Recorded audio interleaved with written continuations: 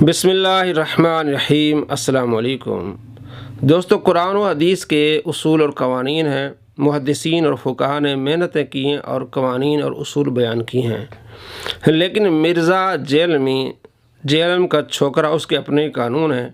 جب چاہے کسی کو گستاخ بنا دے اور جب چاہے گستاخی سے نکال دے، اس کا اپنا قانون ہے اور اس کی اپنی دنیا ہے۔ آفتاب اقبال نے صحابہ کرام علیہ رضوان کے بارے میں نازیبا الفاظ کہے اور اس پر اس نے معافی مانگی، لیکن مرزا صاحب سامنے آئے اور ان کے دفاع کے لیے انہوں نے ایک پوسٹ شیئر کی جس میں اس نے کہا کہ آفتاب اقبال صاحب نے معافی مانگ لی ہے، اب علماء کرام کو چاہیے کہ اعلیٰ حضرت رحمۃ اللہ علیہ کا جو ترجمہ ہے قرآن پاک، اس میں وہ نامردی اور بزدلی کے الفاظ نکالیں اور معافی مانگیں۔ علماء کرام نے اس کو جواب دیا، مرزا صاحب بزدلی کے الفاظ آپ خود استعمال کر چکے ہیں، اور لغت میں نامردی کمزوری کو کہتے ہیں، اور فشل تم جو قرآن پاک میں لفظ ہے فاشلہ، اس کا معنی بھی کمزوری ہے۔ تو بزدلی آپ خود کر چکے ہیں، تو پہلے آپ معافی مانگیں، اور آپ اپنے فتوے کے لحاظ سے آپ گستاخ بن رہے ہیں۔ تو ہوا کیا، بجائے معافی مانگنے کے مرزا صاحب نے وہ بزدلی کے الفاظ ہی نکال لیے۔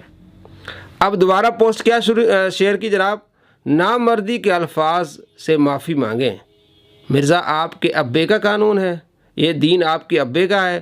جب چاہیں کہ بزدلی کو آپ گستاخانہ قرار دے دیں، جب چاہیں یہ بزدلی لفظ ہے یہ گستاخانہ قرار نہ دیں، اس کو نکال دیں گستاخی سے۔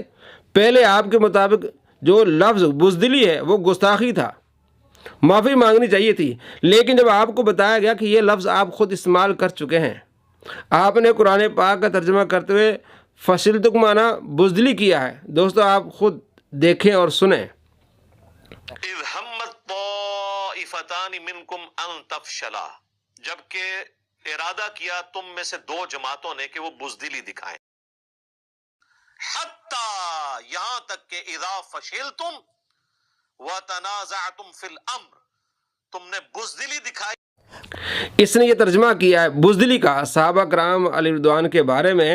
اب یہی ترجمہ کنز ایمان میں ہے۔ تو اب اس نے فتویٰ لگایا تھا کہ جناب اعلیٰ حضرت رحمۃ اللہ علیہ کے ترجمے میں یہ لفظ بزدلی ہے، تو اس کو نکالیں اور معافی مانگیں۔ جب علماء کرام نے اس کو جواب دیا، جناب آپ نے خود ترجمہ یہ کیا ہوا ہے بزدلی کا، تو معافی مانگنے کے بجائے جناب وہ ڈیلیٹ کر دیا، وہ نکال لیا بزدلی کا لفظ ہی۔